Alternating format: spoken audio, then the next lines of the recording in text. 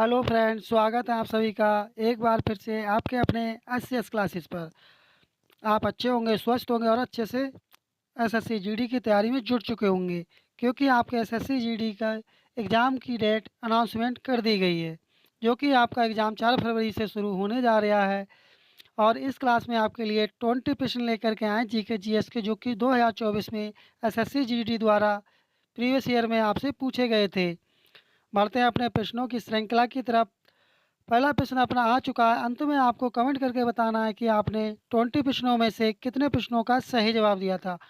और आपको ये प्रश्न इस तरह से लगाना है कि जिस तरह से आप एग्ज़ाम हॉल में पेपर दे रहे हों, ठीक है, उसी तरह से आपको ये प्रश्न करना है कि आपने कितने प्रश्नों का सही जवाब दिया। अंत में कमेंट बॉक्स करके आपको कमेंट बॉक्स में बताना है। आ चुका है अपना पहला प्रश्न। पहला प्रश्न अपना है कि मेंडलीव की आवर्त सारणी में परिवर्तन किया गया तथा डैश को आधुनिक आवर्त सारणी के आधार के रूप में स्वीकार किया गया। तो आपको जो बताना है कि जो डैश आप जो रिक्त स्थान देख रहे हैं, यहाँ पर आपका क्या आएगा। तब आपका यहाँ पर क्या आएगा, यहाँ पर आपका आएगा परमाणु संख्या। क्या चीज़? मेंडलीव की आवर्त सारणी में परिवर्तन किया गया तथा परमाणु संख्या को आधुनिक आवर्त सारणी के आधार के रूप में स्वीकार किया गया था। इस तरह से आपका फोर्थ वाला ऑप्शन आपका सही जवाब था। बढ़ते हैं अपने अगले प्रश्न की तरफ। अगला प्रश्न है कि अभिनव बिंद्रा ने किस वर्ष ओलंपिक खेलों में 10 मीटर एयर राइफल स्पर्धा में व्यक्तिगत स्वर्ण पदक जीतने वाले पहले भारतीय बनकर इतिहास रचा। तब उन्होंने ये किस वर्ष में ये इतिहास रचा था, ये पूछा गया है। ये इतिहास रचा था 2008 में। कब? 2008 में उन्होंने स्वर्ण पदक जीता था। अगला प्रश्न है कि 8 अप्रैल 1929 को भगत सिंह और बी के दत्त ने डैश में बम फेंका था। जैसा कि उनके पत्रक में बताया गया था, घटना का उद्देश्य हत्या करना नहीं था बल्कि बहरों को सुनाना था। बताएं आप लोग, ये बम कहाँ पर फेंका गया था? इसका सही जवाब क्या होगा? ये बम फेंका गया था सेंट्रल लेजिस्लेटिव असेंबली में फेंका गया था। यदि आपका जवाब फोर्थ वाला ऑप्शन था, तब आपका बिल्कुल सही जवाब होगा।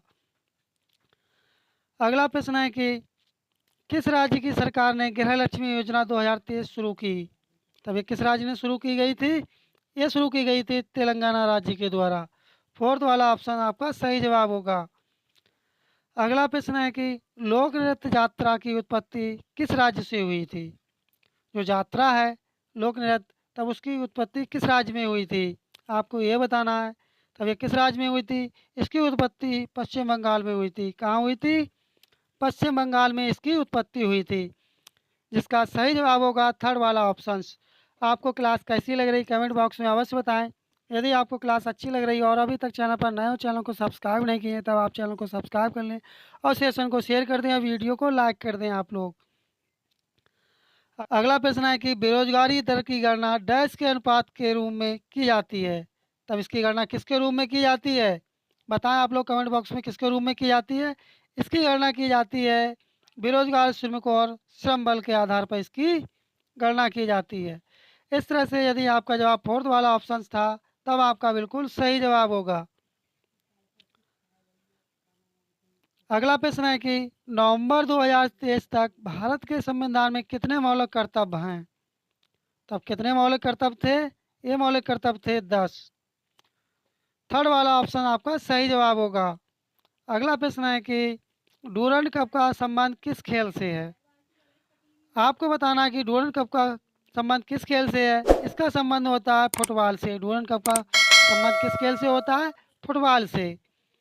बढ़ते हैं अपने अगले प्रश्न की तरफ।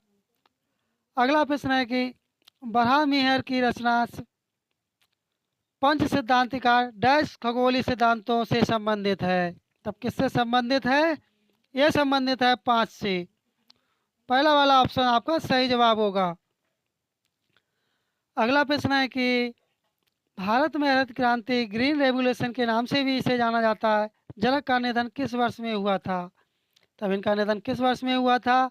आपको बताना है। इनका निधन हुआ था 2023 में। सेकंड वाला ऑप्शन आपका सही जवाब होगा। अगला प्रश्न है कि अक्टूबर 2023 में भारतीय रिजर्व बैंक के कार्यकारी निदेशक के रूप में किसे नियुक्त किया गया है? तब ये किसे नियुक्त किया गया था? ये करंट अफेयर्स का क्वेश्चन है। आप चाहे तो इसे स्किप भी कर सकते हैं। ये उस समय नियुक्त किया गया था मुनीश कपूर के लिए। फोर्थ वाला ऑप्शन आपका सही जवाब होगा।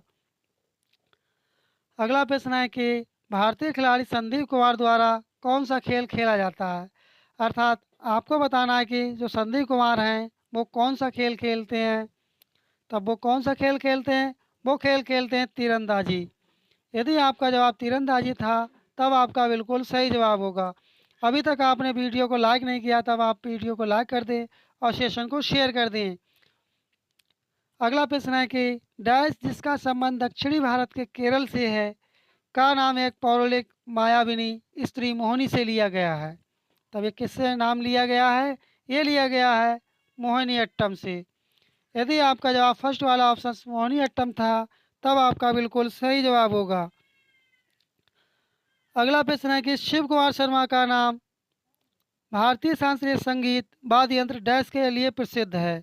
तब किसके लिए प्रसिद्ध है? ये क्या बजाते हैं? क्या बजाते हैं? ये बजाते हैं संतूर। इनका संबंध है, शिव कुमार शर्मा का संबंध किससे है? संतूर से। बढ़ते हैं अगले प्रश्न की तरफ। अगला प्रश्न है कि राजस्व प्राप्तियों से संबंधित निम्नलिखित कथनों को पढ़िए। आपको कथन बताना है कौन सा सही है कौन सा गलत है, या दोनों सही है एक सही है या दोनों सही नहीं है। आपको ये इसमें बताना है। कमेंट करें आप लोग इसका सही जवाब क्या होगा। पहला कथन है कि राजस्व प्राप्तियां वे प्राप्तियां जिनका दावा सरकार से नहीं किया जा सकता है। पहला वाला आपका क्या होगा? पहला वाला आपका ठीक है। राजस्व प्राप्तियों को कर और गैर कर राजस्व में विभाजित किया गया है। दूसरा वाला भी ठीक है। तब आपका कौन सा वाला ऑप्शन ठीक हो जाएगा? थर्ड वाला ऑप्शन आपका ठीक हो जाएगा। ए और बी दोनों सही होंगे। अगला प्रश्न है कि भारत के महान्यायवादी की डैश की प्रसाद प्रियत तक पद पर बने रहते हैं। तब तक ये कब तक बने रहते हैं अपने पद पर? ये बने रहते हैं भारत के राष्ट्रपति। पहला वाला ऑप्शन आपका सही जवाब होगा।